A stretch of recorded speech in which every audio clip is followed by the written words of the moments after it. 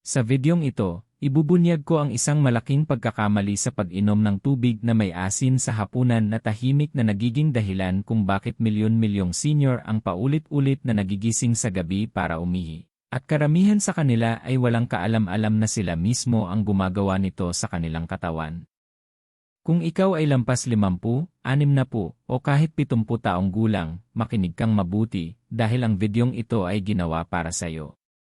Ang ipapaliwanag ko ay maaaring eksaktong dahilan kung bakit nagigising ka ng 1 3 minsan, kada oras pa, dahan-dahang naglalakad papunta sa banyo sa dilim, pagod, inis, at nagtataka kung bakit ayaw ka nang patulugin ng iyong katawan.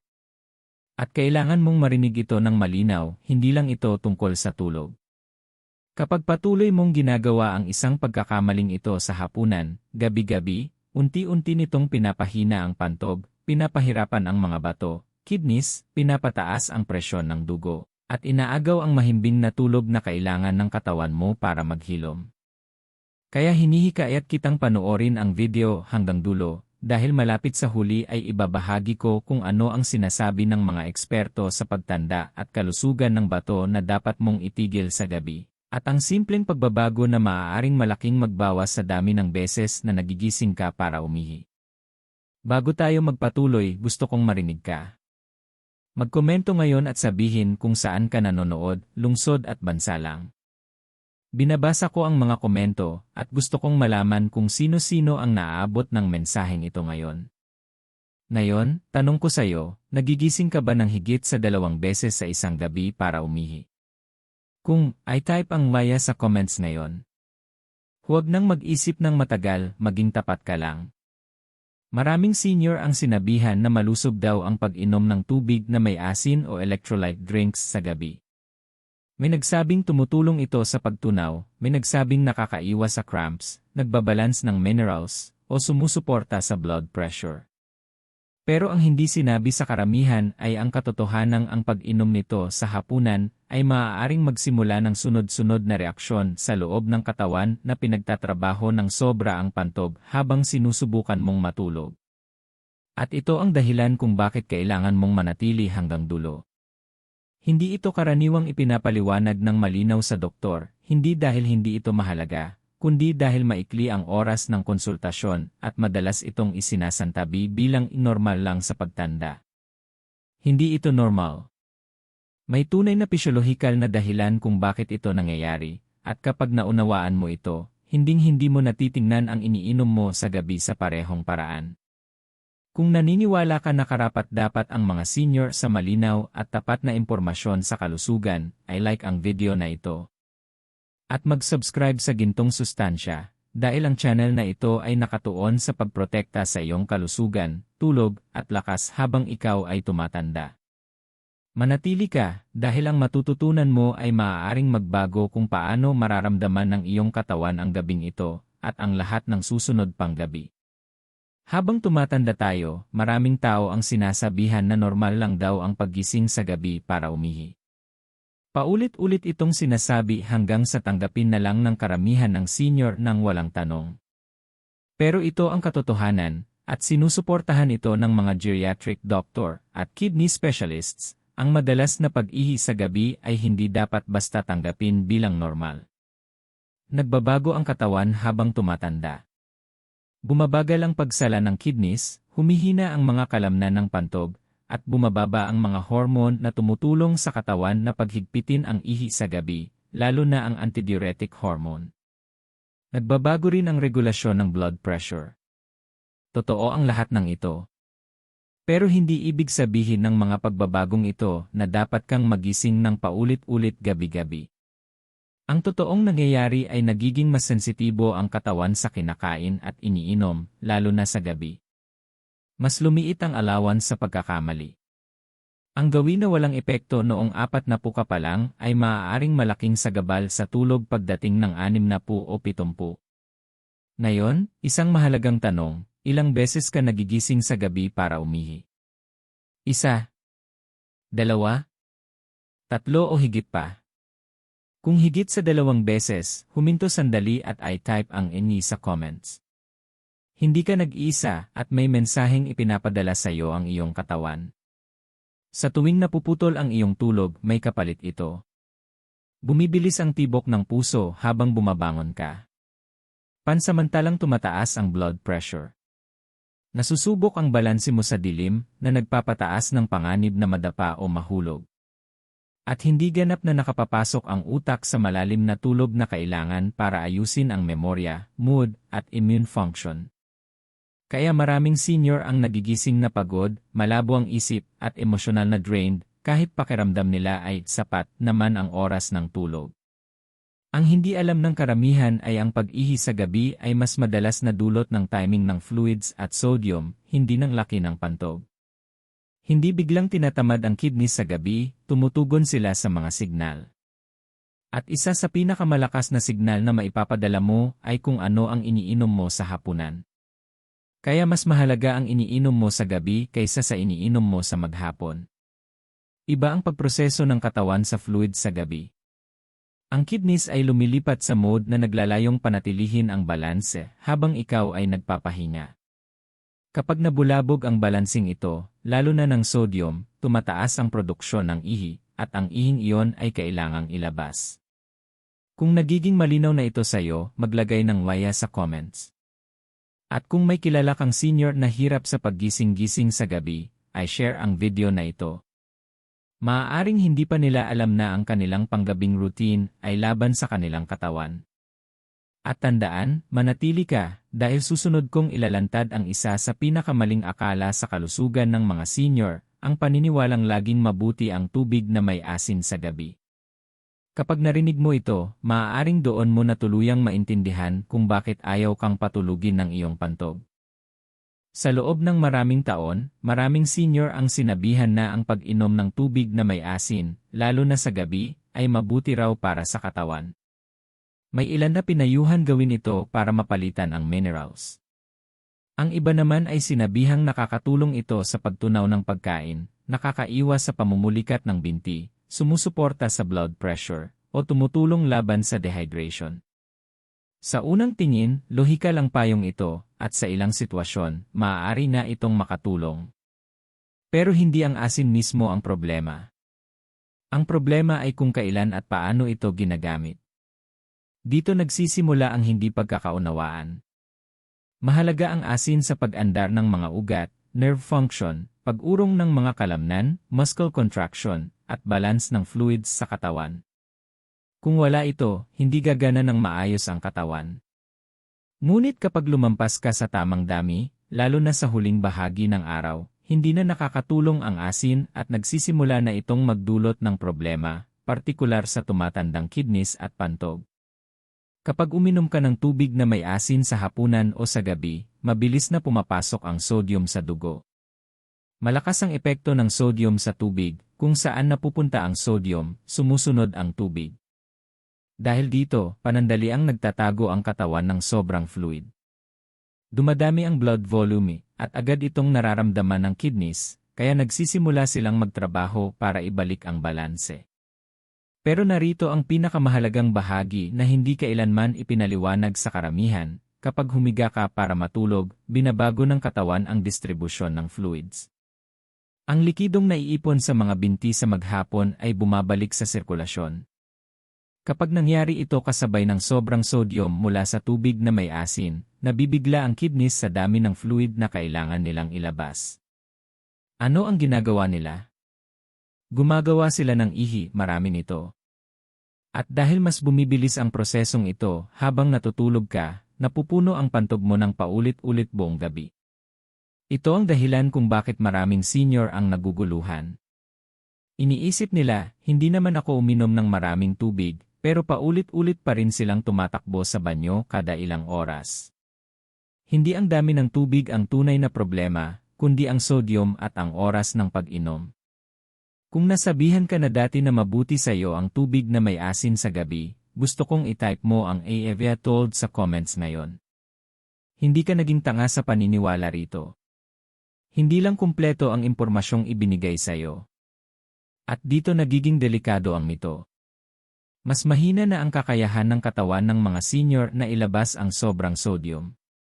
Ibig sabihin, ang dami ng asin na dati walang epekto ay maaari na ngayong magdulot ng pag-ihi sa gabi, pamamaga, pagtaas ng blood pressure, at sirang tulog. Marami ng eksperto ang nagbabala na ang regular na pag-inom o pagkain ng may asin sa gabi ay isa sa pinakanakakaligtaang sanhi ng nocturia, iyan ang medikal na tawag sa sobrang pag-ihi sa gabi. Hindi ito biglaan. Hindi ito kapansin-pansin agad. Unti-unti itong naiipon gabi-gabi, hanggang sa akala mo normal na lang ito sa pagtanda. Kung nabubuksan ang iyong isipan sa paliwanag na ito, maglagay ng AV sa comments at I like ang video na ito. At manatili ka, dahil susunod kong ipapaliwanag kung ano talaga ang sinasabi ng mga eksperto sa kidney tungkol sa sodium intake ng mga nakatatanda, at kung bakit delikadong masyadong pinasimple ang payong naririnig ng karamihan. Kapag pinag-uusapan ng mga kidney specialist ang pag-ihi sa gabi ng mga nakatatanda, hindi sila nanghuhula at hindi sila umaasa sa mga mito. Tinitingnan nila kung paano talaga gumagana ang kidneys sa iba't ibang kondisyon. At pagdating sa sodium intake sa gabi, napakalinaw ng kanilang mensahe, kahit bihirang ipaliwanag ito sa pangkaraniwang salita. Ang mga nephrologist, mga doktor na dalubhasa sa kalusugan ng bato, ay patuloy na nagbababala na ang sodium na kinokonsumo sa huling bahagi ng araw ay may mas malakas na epekto sa produksyon ng ihi sa gabi kaysa sa sodium na kinain sa umaga. Hindi ito opinyon. Batay ito sa kung paano tumutugon ang tumatandang kidneys sa pagbabago ng fluid at electrolytes. Ipinaliwanag ni A. David Goldfarb, isang kilalang eksperto sa kidney, na ang sobrang sodium ay nagpapasimula ng tinatawag na nocturnal diuresis. Sa simpleng salita, binibigyan ng signal ang kidneys na ilabas ang sobrang fluid habang ikaw ay natutulog. Ginagawa ito ng katawan para protektahan ang puso at mga daluyan ng dugo laban sa sobrang fluid. Ngunit ang kapalit nito ay paulit-ulit na pag-ihi sa gabi. Narito ang hindi sinasabi sa maraming senior, habang tumatanda ka, nababa ang kakayahan ng kidneys na gawing mas concentrated ang ihi. Ibig sabihin, sa halip na kaunting mas puro na ihi sa gabi, mas maraming mas malabnaw na ihi ang nalilikha. Kapag idinagdag ang sodium sa gabi, napipilitang magtrabaho ng sobra ang kidneys sa mismong oras na dapat sanay nagpapahinga na sila. Binibigyang diin din ng mga eksperto sa kidney na ang paghiga ng tuwid ay nagbabago kung paano hinahawakan ng katawan ang fluids. Kapag nakatayo o nakaupo ka sa maghapon, hinihila ng gravity ang fluid pababa sa mga binti at ibabang bahagi ng katawan. Kapag humiga ka, bumabalik ang fluid na yon sa sirkulasyon. Kapag mataas ang sodium, itinuturing ito ng kidneys bilang sobrang dami, kaya agad nila itong inilalabas. Ito ang dahilan kung bakit madalas irekomenda ng mga kidney doctor na ang mga nakatatanda ay limitahan ang sodium pagkatapos ng huling bahagi ng hapon, lalo na kung sila ay may problema sa pag-ihi sa gabi, pamamaga, mataas na blood pressure, o hindi mapakaling tulog. Hindi ito tungkol sa tuluyang pag-alis ng asin. Ito ay tungkol sa tamang oras. Kung ngayon mo lang narinig na talagang inirekomenda ng mga kidney doctor ang pagbawas ng sodium sa gabi, ay type ang "didn't know" sa comments. Hindi ito madalas ibinabahagi, pero mas mahalaga ito kaysa sa inaakala ng karamihan. Mas nakababahala pa, hindi inosente ang paulit-ulit na pag-ihi sa gabi. Nagbababala ang mga kidney specialist na ang palagiang pagpilit sa pantob na maglabas ng ihi sa gabi ay maaaring magpahina sa bladder signaling sa paglipas ng panahon. Nasasanay ang katawan sa madalas na paggising sa gabi, at lalo nitong pinapalala ang siklo. Kaya madalas lumalala ang problema habang tumatanda sa halip na gumaling. Kung may mahalaga kang natututunan dito, ay like ang video at siguraduhing nakasubscribe ka sa gintong sustansya. Sa susunod na bahagi, ipapakita ko ang mga partikular na gawi sa hapunan na tahimik na nagpapasobra ng sodium sa iyong katawan, at kung bakit maraming senior ang hindi namamalayang ginagawa nila ito gabi-gabi. Ngayon, pag-usapan natin ang pagkakamaling nangyayari mismo sa hapunan, dahil dito nagsisimulang magkaproblema ang lahat para sa maraming senior. Karamihan sa mga tao ay nakatuon lang sa dami ng iniinom, pero lubos nilang napapabayaan kung ano ang iniinom at kinakain ng sabay sa gabi. Dito tahimik na nasosobrahan ang katawan. Ang pinakamalaking pagkakamali sa hapunan ay ang pagsasama ng maalat na pagkain at mga inumin, habang iniisip na wala itong masamang epekto dahil hapunan lang naman. Mga bagay tulad ng sabaw, tinimplahang nilaga, toyo, builon cubes, dilatang pagkain, at sara, cured meats, at kahit isang baso ng tubig na may asin o electrolyte drink. Kapag hiwa-hiwalay, maaaring hindi mukhang sobra. Pero kapag pinagsama-sama, nagbibigay ito ng dami ng sodium na hindi na kayang hawakan ng tumatandang kidneys sa gabi. Narito kung bakit iba ang hapunan kumpara sa almusal o tanghalian.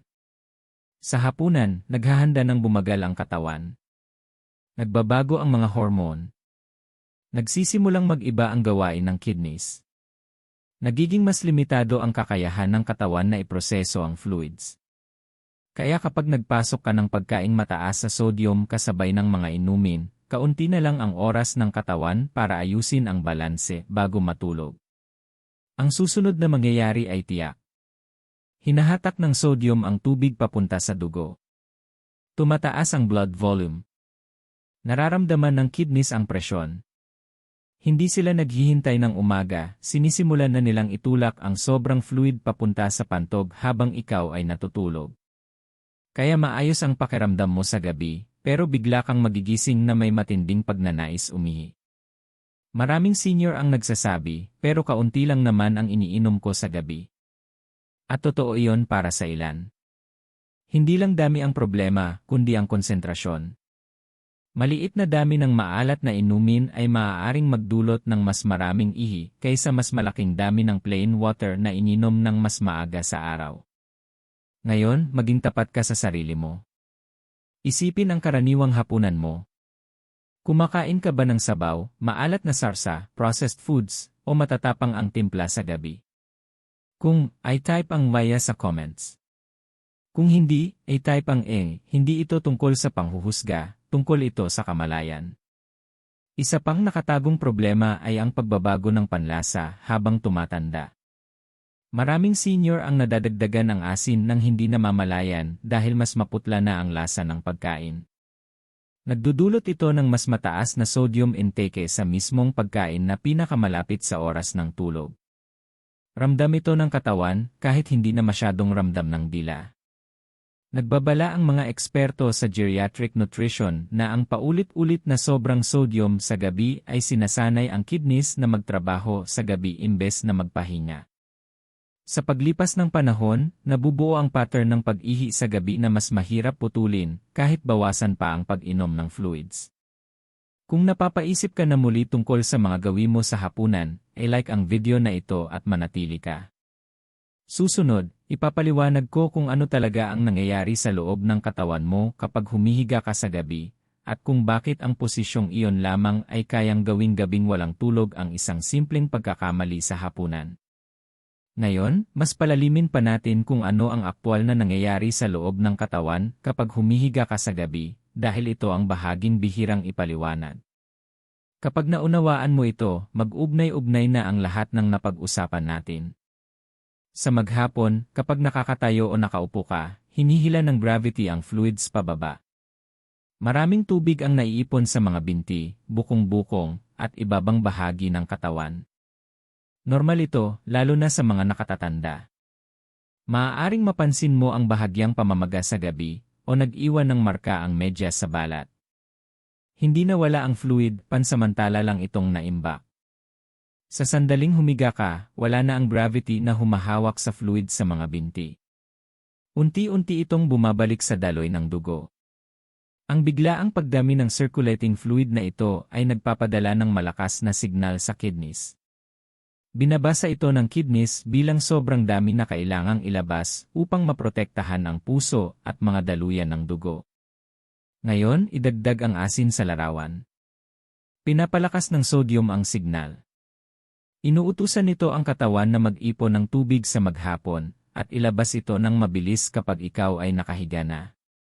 Ang kombinasyong ito, paglipat ng fluid at sodium, ay nagtutulak sa kidneys na magtrabaho ng todo sa gabi. Tumutugon sila sa pamamagitan ng paggawa ng ihi, kahit dapat sana'y nagpapahinga ka. Ito ang dahilan kung bakit hindi lang isang beses nagigising ang maraming senior. Napupuno ang pantog, naiihi, at napupuno muli habang mas maraming fluid ang bumabalik sa sirkulasyon at mas maraming tubig ang nailalabas dahil sa sodium. Paulit-ulit ang siklo hanggang umaga. At narito ang mas mahalagang punto. Ang paulit-ulit na pag-ihi sa gabi ay binabago kung paano kumikilos ang pantog. Kalamnan ang pantog. Kapag pinipilit itong maglabas ng paulit-ulit sa gabi, nagiging mas sensitibo ito. Mas maaga na itong nagpapadala ng signal ng urgency, kahit kaunti pa lang ang laman. Ibig sabihin, kahit maliit na dami ng ihi ay kayang gumising sayo. Sa paglipas ng panahon, natutunan ng pantog ang pattern na ito, at lalo pang lumalala ang problema. Ito ang dahilan kung bakit pakiramdam ng ilang senior ay lumiit ang kanilang pantog.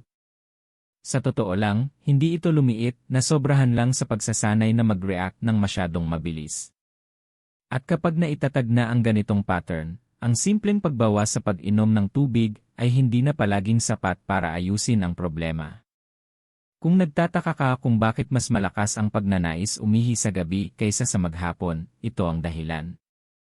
Kung tumatama sa iyo ang paliwanag na ito, ay type ang "This makes sense" sa comments. Nagkakasundo ang mga eksperto sa sleep medicine at urology na ang pagputol sa siklong ito sa gabi ay nangangailangan ng pag-aayos ng paggalaw ng fluids at timing ng sodium, hindi lang pag-inom ng gamot para sa pantog. Kaya madalas pumalya ang mga pills sa pag-ayos ng ugat ng problema. Kung nananatili ka pa rin hanggang ngayon, i-like ang video na ito at manatiling nakatuon. Sa susunod na bahagi, pag-uusapan natin ang emosyonal na halaga ng sirang tulog, at kung bakit ang isyong ito ay mas malalim pa kaysa sa pantog lamang. Ngayon, pag-usapan natin ang bahaging halos walang gustong pag-usapan ng lantaran, ang emosyonal at mental na epekto ng paulit-ulit na paggising sa gabi para umihi. Hindi lang ito pisikal na abala. Para sa maraming senior, unti-unti nitong binabawasan ang kalidad ng buhay, ang kumpiyansa sa sarili, at pati ang pakiramdam ng dignidad. Kapag paulit-ulit na napuputol ang tulog gabi-gabi, hindi kailanman ganap na nakakabawi ang katawan. Maaaring pumasok ka sa kama na pagod pero hindi ka nagigising na presko. Sa halip, nagigising kang ubos ang lakas, iritable, at malabo ang isip. Mas mabigat ang pakiramdam ng mga simpleng gawain. Mas kailangan ng effort ang pakikipag-usap. Mas mabilis maubos ang pasensya, at minsan parang hindi mo nakilala ang sarili mo. Maraming senior ang nahihiya sa problemang ito. Tumitigil silang magsalita tungkol dito. Iniiwasan ang overnight trips, mga salusalo, o pananatili sa bahay ng pamilya dahil nag-aalala sila sa madalas na pagpunta sa banyo. Ang ilan ay natatakot pang madapa sa dilim o hindi makarating sa banyo sa oras.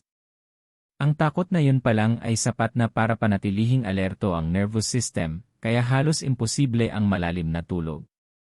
At may isang masakit na katotohanan, maraming tao ang tahimik na sinisisi ang sarili nila. Iniisip nilang bumibigay na ang kanilang katawan. Iniisip nilang ganito na talaga ang pagtanda. Pero mabigat ang paniniwalang iyon at mali ito. Ang nararanasan mo ay kadalasang resulta ng mga gawi na hindi ka kailanman binalaan, hindi ito personal na kabiguan. Nagbabala ang mga sleep specialist na ang talamak na pagkasira ng tulog sa mga nakatatanda ay kaugnay ng paghina ng memorya, mababang mood, pagkabalisa, panghihina ng immune system, at pagtaas ng pamamaga, inflammation. Sa paglipas ng panahon, naapektuhan ito hindi lang kung gaano kakatagal mabubuhay, kundi kung gaano kakahusay mabubuhay. Kung masakit na pamilyar sa iyo ang paglalarawang ito, gusto kong i-type mo ang "This gas ni" sa comments. Hindi ka nag-iisa at walang dapat ikahiya sa pinagdaraanan mo. Ang sirang tulog ay nakakaapekto rin sa emosyonal na tibay. Mas lumalaki ang maliliit na problema. Mas tumatagal ang mga alalahanin. At dahil ang pag-ihi sa gabi ay nangyayari kapag tahimik at madilim ang paligid, pakiramdam nito ay nakaka-isolate. Maraming senior ang nakahiga lang pagkatapos bumalik mula sa banyo, nakatingin sa kisame, at nagtataka kung bakit ayaw makisama ng kanilang katawan. Kaya napakahalaga na matugunan ang isyong ito. Hindi lang ito tungkol sa ginhawa. Tungkol ito sa pagbabalik ng kapayapaan, kumpiyansa, at pahinga sa iyong buhay. Kung pakiramdam mo ay naiintindihan ng video na ito ang pinagdaraanan mo, i-like ito at mag-subscribe sa Gintong Sustansya. Ang channel na ito ay umiiral para magsalita ng tapat tungkol sa pagtanda at kalusugan, walang hiya at walang pagpapalabnaw ng katotohanan. Manatili ka, dahil susunod kong ipapaliwanag kung kailan talaga maaaring makatulong ang tubig na may asin, at kung bakit ang timing ang nagtatakda ng kaibahan sa pagitan ng paggaling at pinsala. Ngayon, napakahalagang linawin ang isang bagay, dahil ayokong umalis ka rito na iniisip na masama palagi ang asin o tubig na may asin. Kasinlin lang iyon ng mito na laging mabuti ito. Ang totoo, ayon sa mga eksperto sa nutrisyon at kidney specialists, maaaring makatulong ang asin, pero sa tamang kondisyon at tamang oras lamang. May kritikal na papel ang asin sa nerve signaling, pag-urong ng kalamnan, at pagpapanatili ng blood pressure. Sa ilang sitwasyon, tulad ng matinding pagpapawis, ehersisyo, o dehydration, ang kaunting asin ay makakatulong na maibalik ang balanse. Kaya minsan nirerekomenda ng mga doktor ang electrolyte solutions, pero pansinin mo kung kailan karaniwang nirerekomenda. Hindi sa gabi.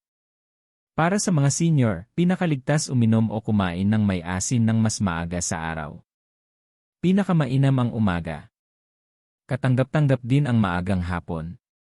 Sa mga oras na ito, mas aktibo ang kidneys, nakahanay ang mga hormone para sa pagproseso ng fluids, at may sapat na oras ang katawan para ilabas ang sobrang sodium bago matulog. Ang palaging ipinagbabawal ng mga eksperto ay ang pag-inom ng tubig na may asin o electrolyted drinks sa loob ng 4 hanggang 5 oras bago matulog. Sa puntong iyon, lumilipat na ang katawan sa rest mode. Bumababa ang kahusayan ng kidneys, nagbabago ang hormone levels, at humihina ang kakayahan ng katawan na hawakan ang sodium. Kahit maliit na dami ay maaaring magkaroon ng malaking epekto. Binibigyang diin ng mga geriatric nutrition specialists na ang tumatandang katawan ay nangangailangan ng mas kaunting sodium, hindi mas marami. Maaaring magmukhang maputla ang lasa ng pagkain dahil sa pagbabago ng panlasa, pero hindi ibig sabihin na kailangan ng katawan mo ng dagdag na asin. Sa katunayan, ang pagdagdag ng asin sa gabi ay madalas nagpapalala ng blood pressure, pag-ipon ng fluid, at pag-ihi sa gabi. Kung gumagamit ka ng tubig na may asin sa gabi para iwas pulikat o hilo, tandaan ito, inirerekomenda ng mga eksperto na asikasuhin ang mga problemang iyon ng mas maaga sa araw sa pamamagitan ng balanseng pagkain, tamang hydration sa umaga, at mga nutrisyon tulad ng magnesium at potassium mula sa pagkain, hindi sa late-night sodium.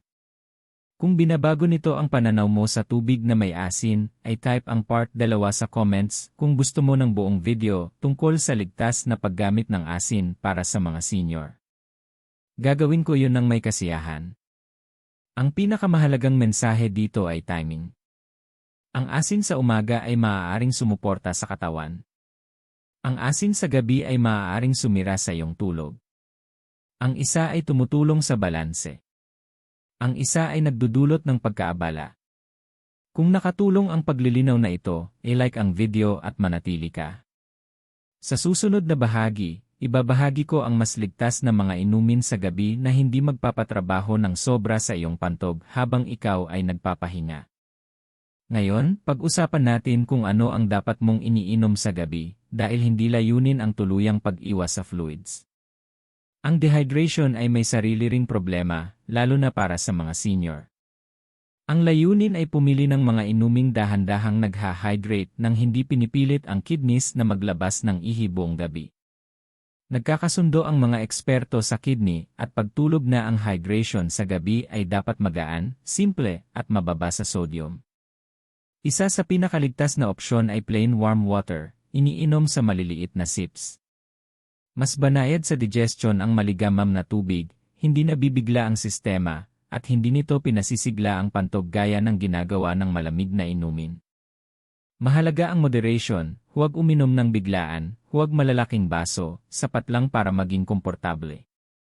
Isa pang ligtas na opsyon ay herbal tea, ngunit dapat piliin ito ng maingat. Ang mga tsaan na hindi diuretic tulad ng chamomile, luya, ginger, o lemon balm ay madalas irekomenda. Ang mga halamang ito ay nakakapagpakalma ng nervous system sa halip na magpasigla ng produksyon ng Iwasan ang mga tsaan na may caffeine o malakas ang diuretic effect, tulad ng green tea, black tea, o dandelion tea, lalo na sa gabi. Ang matinding ipinapayo ng mga eksperto na iwasan sa gabi ay ang electrolyte drinks, sports drinks, mga sabaw na broth-based, at mineral waters na mataas sa sodium. Kahit ibinebenta ang mga ito bilang healthy, ang totoo ay dinisenyo ang mga ito para magpalit ng asin, eksakto ang hindi kailangan ng katawan bago matulog. Sa halip na umasa sa mga inumin sa gabi para iwas pulikat o pagod, inirekomenda ng mga espesyalista ang paglipat ng nutrient intake sa mas maagang oras ng araw. Ang mga pagkaing mayaman sa magnesium tulad ng madahong gulay, nuts, seeds, at whole grains na kinakain sa tanghalian o hapunan ay makakatulong sa pag-relax ng kalamnan nang hindi sinisira ang tulog. Ang tamang hydration sa buong maghapon ay nagbabawas ng pangangailangang bumawi sa gabi. Ngayon, gusto kong makilahok ka. Ano ang karaniwan mong iniinom sa gabi? Tubig? Sabaw? Electrolytes? Magkomento sa ibaba at maging tapat.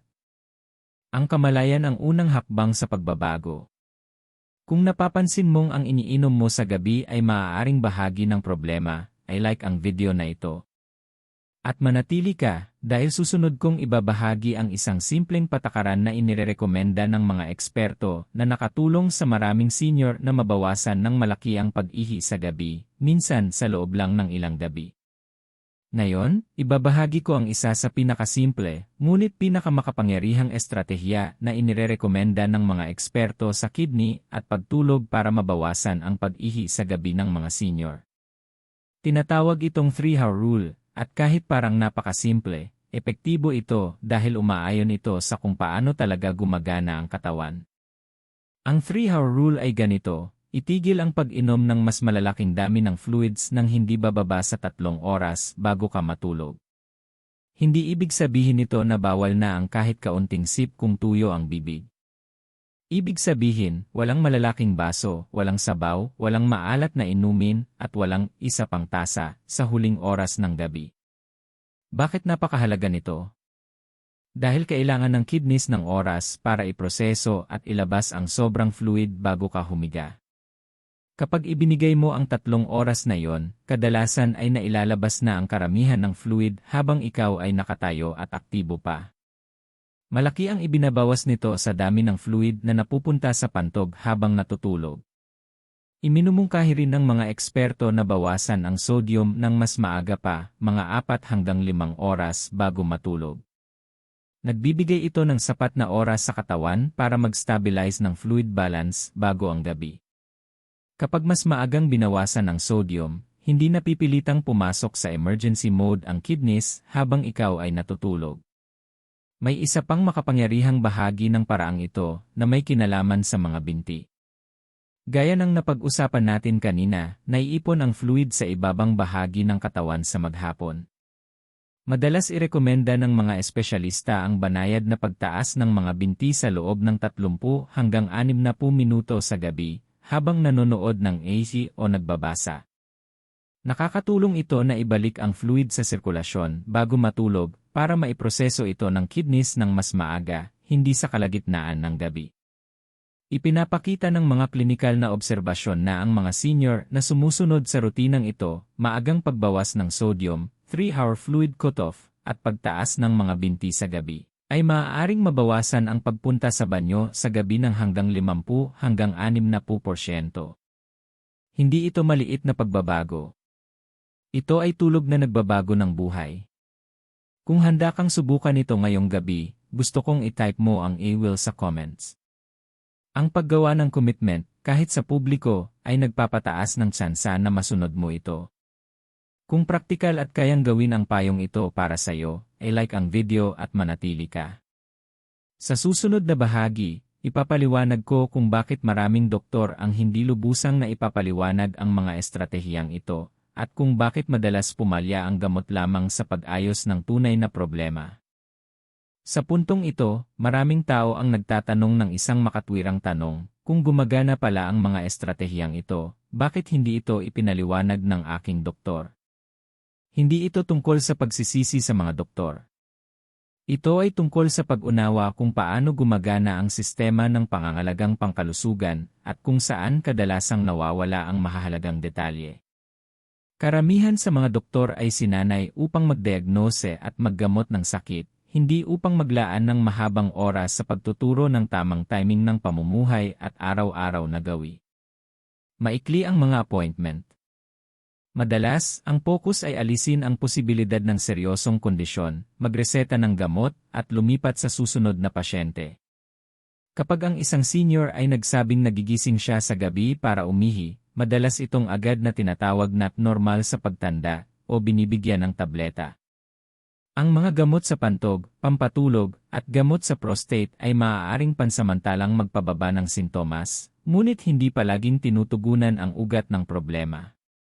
Marami rin sa mga gamot na ito ang may side effects tulad ng pagkahilo, tuyong bibig, pagkalito, o mas mataas na panganib ng pagkadapa, lalo na sa mga nakatatanda. Ang madalas na hindi napapansin ay ang katotohanang ang pag-ihi sa gabi ay kadalasang dulot ng mga pattern ng gawi, hindi ng sakit. Timing ng pag-inom ng tubig, pagkain ng sodium, posisyon ng katawan, at pang-araw-araw na paggalaw ay malaking salik. Ang mga ito ay hindi laging lumalabas sa mga laboratory test, ngunit malakas ang epekto sa kilos ng kidneys at pantog sa gabi. Alam ito ng mga espesyalista sa kidney at pagtulog, ngunit hindi palaging nakararating sa mga pasyente ang impormasyong ito sa malinaw at praktikal na paraan. Kaya maraming senior ang paulit-ulit na umiinom ng gamot nang hindi kailanman nasasabihan na baguhin ang gawi sa hapunan o mga iniinom sa gabi. Ito mismo ang dahilan kung bakit mahalaga ang mga educational channel tulad ng Gintong Sustansya. Dito, may oras tayong ipaliwanag kung ano ang nangyayari sa loob ng iyong katawan, hakbang-hakbang, walang pagmamadali, at walang pagpaparamdam ng hiya dahil lang hindi mo ito alam noon. Kung pinahahalagahan mo ang ganitong klaseng tapat at detalyadong paliwanag, pakilik ang video na ito at mag-subscribe sa Gintong Sustansya. Nakakatulong ito para lumago ang channel at maabot ang iba pang senior na tahimik na nahihirapan. Manatili ka, dahil sa huling bahagi, bibigyan kita ng isang malinaw na babala at isang malinaw na pagpipilian tungkol sa kung ano ang mangyayari kapag nagpatuloy ang isang pagkakamali sa oras ng hapunan, at kung gaano kabilis nagbabago ang lahat kapag ito'y itinigil. Ngayon, makinig kang mabuti dahil ito na ang pinakamahalagang bahagi ng buong video. Dito nagkakabuo ang lahat, at dito mo pinipili kung ano ang susunod na mangyayari. Kung walang magbabago, kung ipagpapatuloy mo ang pag-inom ng maalat na tubig, maalat na inumin, o mabibigat sa sodium na pagkain sa hapunan, malamang na magpapatuloy ang sirang tulog. Gabi-gabi, patuloy kang gigisingin ng pantog. Patuloy na mag-o-overtime ang kidneys kahit dapat silang nagpapahinga. Hindi lubusang makakarecover ang katawan sa pagtulog, at sa paglipas ng panahon, ang pagod ay magiging normal na pakiramdam. Iyan ang tahimik na panganib. Ngunit kung gagawa ka ng isang simpleng pagbabago, kung ititigil mo ang pagkakamaling ito sa oras ng hapunan tungkol sa asin at maalat na inumin, binibigyan mo ang katawan ng pagkakataong mag-reset. Maraming senior ang nakakapansin ng pagbabago sa loob lamang ng ilang araw. Mas kaunting punta sa banyo. Mas mahahabang tulog. Mga umagang hindi na mabigat ang pakiramdam. Mas mahabang pasensya. Mas malinaw na pag-iisip. Mas maraming lakas. Hindi ito himala. Ito ay pisyolohiya. Kapag tama ang timing ng sodium at fluids, kumakalma ang kidneys sa gabi. Nakakapahinga ang pantog. Sa wakas, nakaka-relax ang nervous system. Gusto kong tandaan mo ito, ang paggising buong gabi ay hindi personal na pagkukulang. Hindi ito kahinaan. Hindi ito normal lang sa pagtanda. Kadalasan, ito ay bunga ng mga gawi na hindi ka kailanman binalaan. At ang mga gawi ay maaaring baguhin. Ngayon, hihilingin kong makilahok ka sa huling pagkakataon dahil mahalaga ang boses mo rito. Sa comments, sabihin mo sa akin. Ilang beses ka nagigising sa gabi para umihi? At saan ka nanonood ngayon? Ang komento mo ay maaaring makatulong sa ibang senior na mapagtantong hindi sila nag-iisa. Kung nakatulong ang video na ito para mas maunawaan mo ang iyong katawan, paki-subscribe sa Gintong Sustansya at i-like ang video. Umiiral ang channel na ito upang pangalagaan ang iyong kalusugan, ang iyong tulog, at ang iyong dignidad habang ikaw ay tumatanda. Ngayong gabi may pagpipilian ka. Maaari mong ulitin ang parehong rutina, o maaari mong ibigay sa iyong katawan ang pahingang matagal na nitong hinihiling.